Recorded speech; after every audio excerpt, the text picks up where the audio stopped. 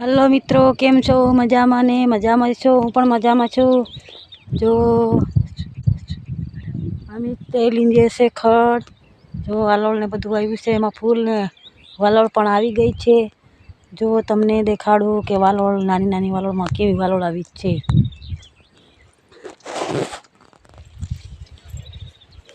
જો મિત્રો, વાલોળ ઝીણી ઝીણી વાલોળ છે ને એમાં નાની નાની વાલોળ પણ આવી ગઈ છે.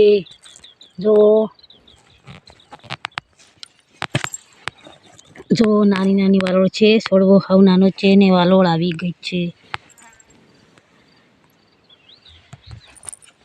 જો ફૂલ કેવા છે, બહુ સરસ. છોડવો જો કેવો છે. જો આ વાલોળ કેવી વાલોળ આવી છે. જો